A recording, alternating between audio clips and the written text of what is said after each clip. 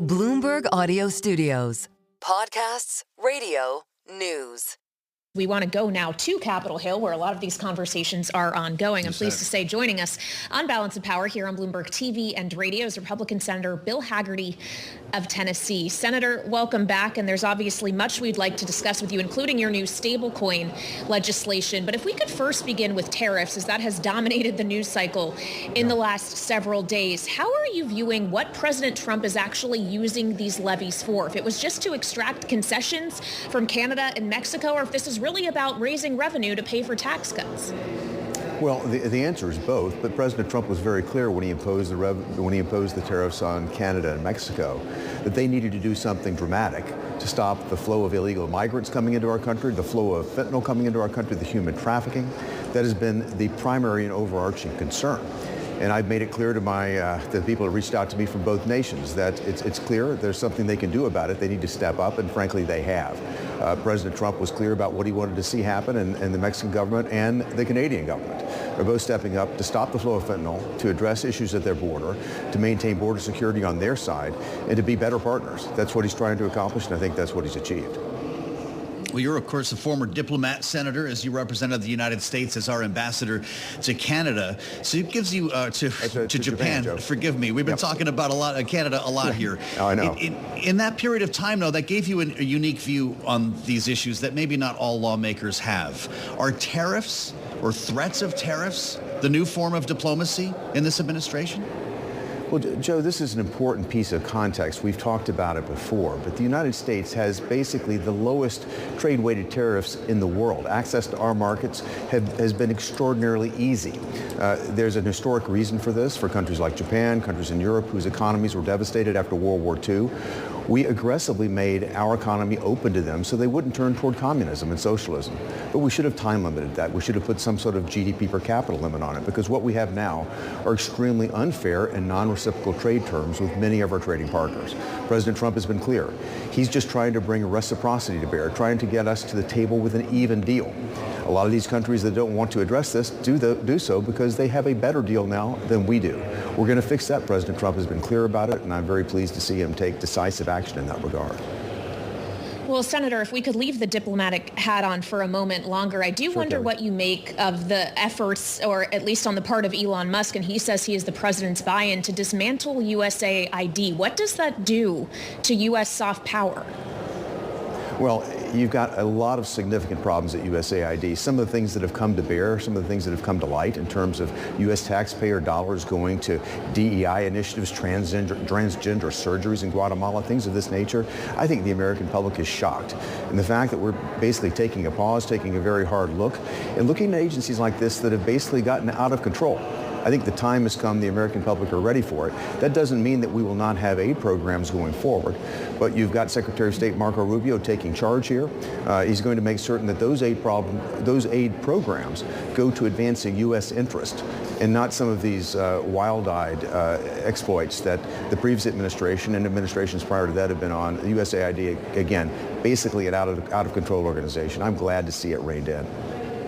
Well, we've seen some pretty interesting exploits on behalf of Doge and by Elon Musk. It's not just USAID, of course, it's accessing the payment system inside the U.S. Treasury Department. Senator, and we understand that Musk is now a special government employee, something that emerged in just the last couple of days, with the Education Department now the next target. As a senator providing advice and consent, would you like Elon Musk to come up to Capitol Hill to endure a confirmation hearing, since this apparently is a government job? Well, the special government employee classification is about 130 days that allows people to come in from the outside, often people that are very capable, as is Elon Musk, to come in and provide special advice to the president.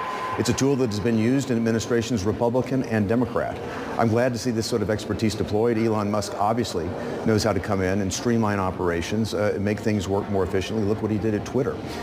So I'm very pleased to see him step in and do this. This doesn't require confirmation. It's not that type of position.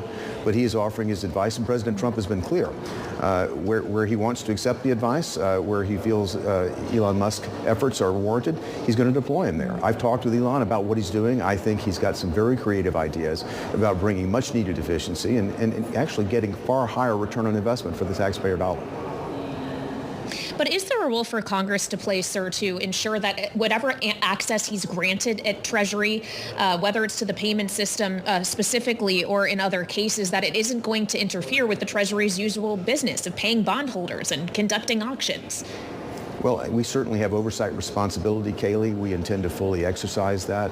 That's not what I've talked with Elon about doing. He's looking for efficiencies, ways to do things better, to stop doing things that aren't advancing U.S. interest, and to do things that, double down on things that are going to become, more and more productive for U.S. taxpayers and advance the American cause. It's not unusual at all to take a pause, to take a hard look, and survey what's happening inside these agencies. I'm glad that he's doing it. I think there's a lot of pearl clutching going on right now, and a lot of, expectation that something terrible is going to happen. No, in fact, what I think is we're going to see is a new wave of efficiency come from all of this, and I'm looking forward to it. Well, just wait for the pearl clutching to start when you start debating taxes and reconciliation, Senator. I have to ask you about where all this stands, because these were supposed to come as a package, right? You'd extend the Trump tax cuts, maybe get some of the other things that Donald Trump had promised on the campaign trail, and offset those with revenue from tariffs that had been promised during the campaign as well. We talked to Scott Besson about that at length before he was tapped to be the Treasury Secretary. With tariffs put aside here, you still have to have a debate over taxes. And as the House drags its feet on this, I wonder if the Senate and your new leader in John Thune might help to lead the way. What's about to happen? Well, Joe, I met with John Thune last night. A group of us did. We're continuing to advance the ball on this very subject. Again, we know the American public expects us to address the tax package, and we're going to do that. We have a number of other issues that we're trying to address at the same time. How we do it from a process standpoint, I'm much less concerned about. I think the concern is that we get it done quickly, that we get it done efficiently, and I'm optimistic that we will get it done. Despite the procedural back and forth between the House and the Senate, we're going to get it done, and we're very focused on it. Senator, I'd like to talk about something else you're looking to get done in the Senate, and that's new stablecoin legislation you've introduced alongside Senators Lummis and Gillibrand, calling it the Genius Act. And I do wonder about the timeline here. Is it your intent that this legislation be pushed through before broader market structure legislation, for example, that may work its way through both the banking and ag-oriented committees in both chambers? Sure. And Kailey, I'll add Senator Tim Scott, the chair of the Banking Committee, is on this legislation with us. We're very excited about it. This is the first step, and we're going to do this first before we get to broader market structure. But it's going to enable us to take a very positive step in the direction of ensuring that the United States is a positive environment for cryptocurrency technology. Stablecoins is one of these issues that I think the United States can be a leader on.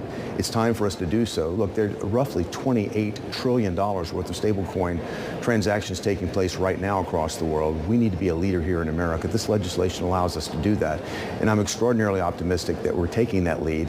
It's going to open the door for many other positive things in the industry, and I'm so excited to have my colleagues on both sides of the aisle join me here. This is going to be an important first step to opening up the market here in America. Senator, President Trump is hosting Israeli Prime Minister Benjamin Netanyahu today, the first world leader to visit the new president in this second term. They're going to be holding a news conference a little bit later on that we will carry. If you could put your diplomatic hat back on and explore what these two are going to be talking about when it comes, number one, to a phase two and a ceasefire, but maybe more importantly, this report by the New York Times today that Iran is developing plans for a faster, cruder weapon based on intelligence here in the United States. There are some who suggest this is the time now to preemptively strike Iran while it's on its heels. Are you one of them? Well, Joe, the last thing I'm going to do is get ahead of the president and Prime Minister Netanyahu on this very important strategic discussion. But I'll say this. These two gentlemen are not afraid to point to the real cause of all this disruption in the Middle East, and that is Iran. Their proxies, the Houthis, Hamas, Hezbollah, they've been behind all of this disruption. But this is Iranian funding, Iranian technology behind all of it. So I think the New York Times is right to look at the cause here finally. You will see, I think, both gentlemen today who are meeting talking about Iran as the proximate cause for this terrorism. And what we've seen is Iran significantly weakened by the actions of the Israeli government. What they've done in southern Lebanon, taking Hezbollah down, what's happened in Syria, I think has significantly exposed and weakened Iran. They are not the strong nation that they'd like us to believe they are, and I think you'll see a strong and united American and Israeli front standing up to Iran, but I won't go beyond the specifics at that point. It's good to have you back, Senator. We'll, of course, be listening. Likewise, Joe. When the bilateral news conference begins after 5 p.m. Bill Hagerty, the Republican senator from Tennessee.